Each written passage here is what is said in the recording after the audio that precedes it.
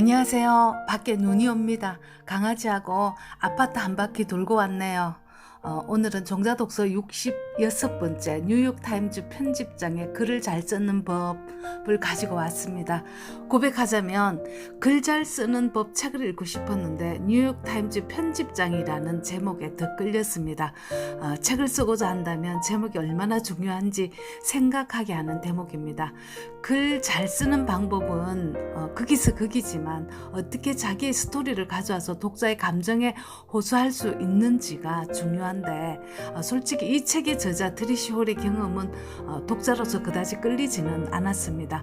어릴 때부터 책을 좋아했고 작가가 되어야지 하는 꿈을 가지고 있었고 아주 작은 출판사에서부터 경력을 쌓아서 뉴욕타임즈 편집장까지 오게 된 스토리였습니다. 제가 읽은 책 쓰기 중에 좋았던 책을 소개하겠습니다.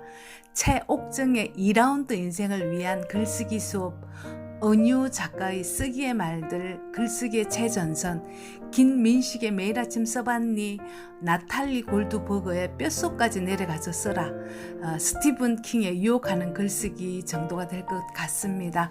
하지만 책 쓰기 책을 많이 읽었다고 글이 잘 써지지는 않습니다. 일단 글을 쓰려면 탐욕스러울 정도의 책을 많이 읽어야 합니다. 책을 책으로만 읽지 말고 책을 삶으로 해석할 줄 알아야 합니다. 그런 의미에서 살아온 경험이 많은 나이 든 사람들이 책 읽기가 훨씬 수월합니다. 독서는 다른 삶을 엿보는 일입니다. 타인의 지식에 의존하는 게 책 읽기인데 타인의 정보를 받아들이는 것으로 내 시간을 아낄 수 있는 아주 훌륭한 도구랍니다. 글쓰기의 첫 단계는 일기쓰기입니다. 일기쓰기는 혼잣말인데요. 그날 일어났던 팩트 위주로 내 감정 위주로 쓰는 글입니다. 두 번째 단계는 글쓰기인데요. 주로 블로그나 활자화되지 않은 글입니다. 이런 글은 비슷한 생각을 가진 사람들끼리 공유하는 글입니다. 마지막으로 책쓰기는 철저하게 독자를 향해서 쓰는 글입니다. 독자 중에서도 타겟을 정하고 그 타겟에 맞는 독자를 향해서 쓰는 글입니다. 그러므로 글을 쓸 때 내가 일기를 쓰는지 글을 쓰는지 혹은 책을 쓰는지 구분할 필요가 있습니다. 책을 읽을 때도 내가 글쓰기를 할 것인지 책쓰기를 할 것인지 각자의 목표에 따라서 마음가짐이 달라집니다. 평범하게 살았던 저는 책쓰기 과정에서 가장 고민했던 부분이 나의 일반론적인 경험이 모두의 경험이 될 수 있을까 였습니다. 다시 말해서 내 이야기를 읽은 독자가 맞아 나도 그래서 하는 공감을 이끌어낼 수 있을 것인지가 가장 큰 숙제였습니다. 지구상의 인구가 70억이 넘는다고 하는데요. 70억 인구 중에 같은 생각을 가진 사람은 단 한 사람도 없다고 합니다. 그래서 내 한 사람의 경험과 생각은 특별할 수밖에 없는 겁니다. 똑같은 내용의 책을 읽고도 그 내용을 바라보는 나만의 시선은 다릅니다. 그게 글쓰기이고 책쓰기입니다.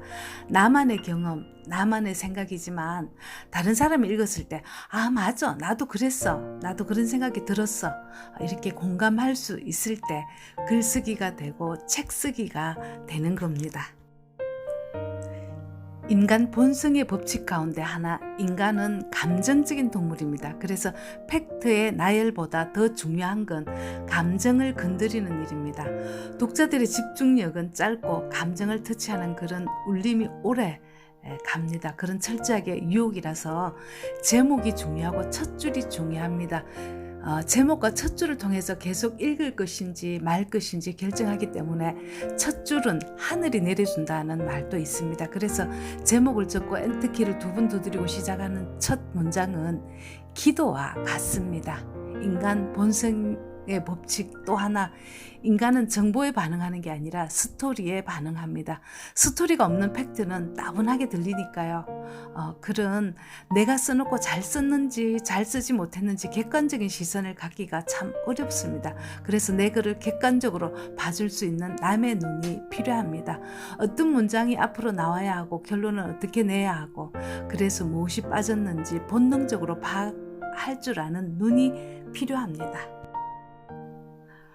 글에는 반드시 요점이 있어야 합니다. 제목을 정하고 그 제목에 대해서 내가 가장 주장하고 싶은 말이 무엇인지가 분명해야 합니다. 중언부언하는 글은 읽혀지지 않습니다. 예를 들어 책 쓰기라는 제목을 두고 한 꼭지를 쓴다고 가정했을 때 내가 주장하는 핵심 키워드 하나 새롭고 분명해야 합니다. 그 키워드를 중심으로 내 경험과 생각과 다른 책을 통해서 얻은 깨달음으로 확장해 나가는 일, 자신만의 목소리로 글을 쓰는 건 그 글의 생명력입니다. 생명력이 없는 글은 독자에게 닿지 않습니다. 몇 년 전에 안젤리나 졸리의 유방절제 수술이 화제가 된 적이 있습니다. 유명인의 지극히 사적인 경험이지만 세계를 떠들썩하게 한 이유가 그녀가 유명인이라서가 아니라 그녀의 경험이 우리 모두의 경험이 될 수 있는 일이기 때문입니다.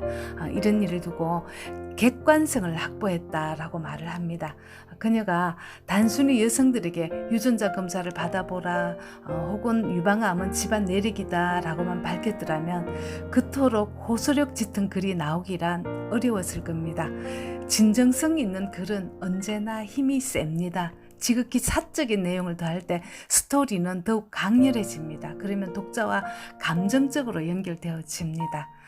한 편의 글을 통해서 독자가 풍경을 상상할 수 있다면 혹은 사진 한 장으로 독자가 한 편의 글을 상상할 수 있다면 탁월한 작가임에는 틀림이 없습니다. 탁월함이란 시간이나 에너지를 먹고 빚어내는 아주 어려운 예술품입니다. 무언가 반복될수록 신경계가 활성화되고 신경회로가 활성화될수록 점점 더 강화됩니다. 책 읽기도 글쓰기도 반복입니다. 칼도 갈아야 베는 일을 잘 해내듯이 책 읽기도 글쓰기도 마찬가지입니다. 모든 것은 반복이고 훈련입니다. 누구든 새로 시작하는 일은 어렵고 힘들 수밖에 없습니다. 그럼에도 불구하고 뭔가를 이룬 사람들 덕분에 사회는 돌아가고 인류는 진화하는 거였습니다. 생각해보면 만약에 우리들이 한 세기 이전에만 태어났더라면 평생 책 한 권 소장해보지 못하고 죽었을 겁니다. 이제는 고개만 돌리면 지천의 책입니다. 독서는 내 삶의 형태를 잡아가는 소중한 도구입니다.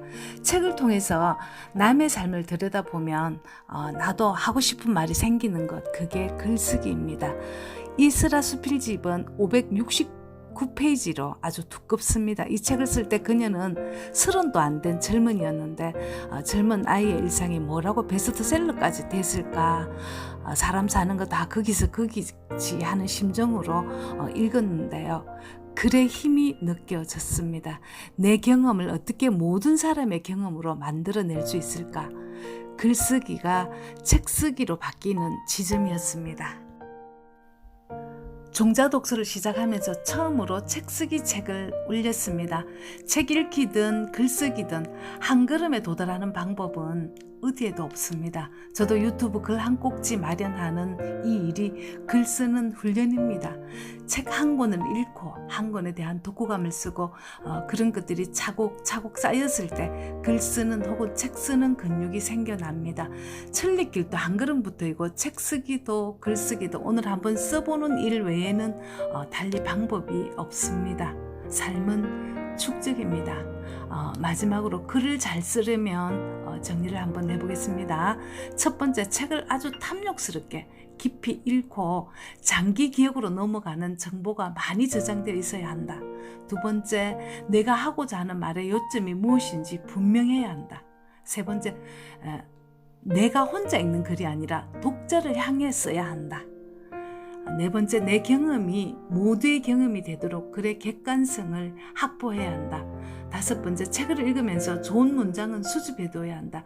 좋은 문장을 보는 눈이 있어야 좋은 문장을 쓸 수가 있다. 여섯 번째, 결말은 독자에게 남기게 될 간절하고 강렬한 메시지여야 한다. 결말에 힘이 없는 글은 완성도가 떨어진다. 일곱 번째, 날마다 써야 한다. 책 한 권을 읽을 때마다 독후감을 써서 쌓는 일이 중요하다. 종자독서 100권을 깊이 읽고 쓰고 나면 내 뇌의 신경계가 달라지고, 신경계가 달라진다는 것은 생각이 달라지는 일이고 신념이 달라지는 일이고 삶이 바뀌는 일입니다. 종자독서 100권은 종잣돈만큼이나 귀한 자산입니다. 여기까지입니다. 종자독서 67은 엄마 테크고요. 종자독서 68은 익숙한 것과의 결별입니다.